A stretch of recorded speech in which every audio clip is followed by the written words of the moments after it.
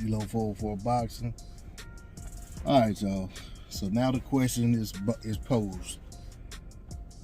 Is Danny Garcia now relegated to the duty of gatekeeper at 147 pounds? Man, I'm not going to hem-haw around about it. In my opinion, that's exactly what he is.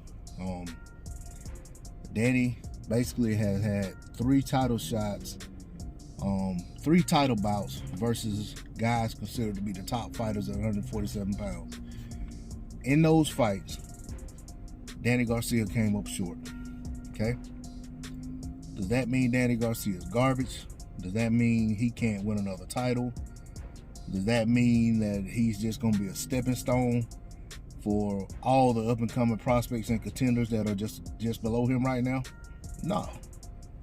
But in my opinion, what that means is that those guys will have to get past fighters like Danny Garcia to prove that they're on the level and ready to ascend to the next level, or attempt to ascend to the next level.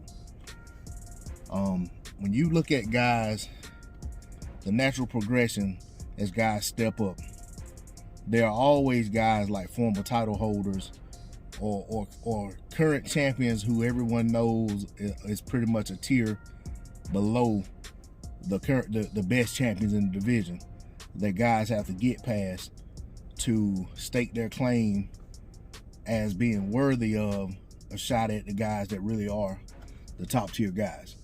Now, do some guys circumvent that by just getting selected or positioning themselves in other ways, aligning themselves with sanctioning bodies and so forth to get themselves a shot at the top guys ahead of schedule? Yeah, that happens.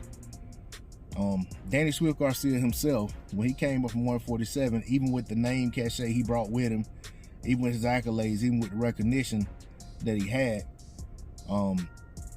whether it was of his own doing or whether it was just the progression that he went through, he didn't go after the top 147-pound titleists. He fought guys like Paulie Malignaggi.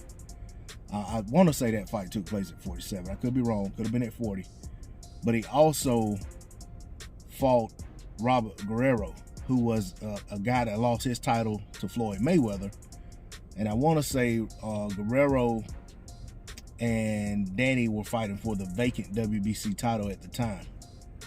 But whatever the case may have been, like I said, I'm trying to recall this stuff off the dome. But however they all played out, we didn't see Danny go from 140 and just rush right in there with the top guys at 147. Of course, when Danny first came to 147, the top guys looked a little different than the top guys now. I mean, Manny Pacquiao's still around. Floyd Mayweather's no longer there. But Keith Thurman, was one of the top guys, one of the champions at the time. Sean Porter was considered one of the top guys, one of the champions. Kell Brook, and so forth. All in and around the time Danny Garcia came to 147.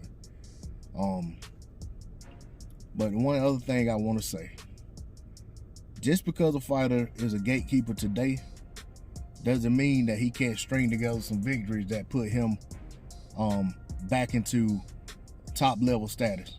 So we'll see what happens with Danny Swift Garcia. D-Lo 404 Boxing, I'm out.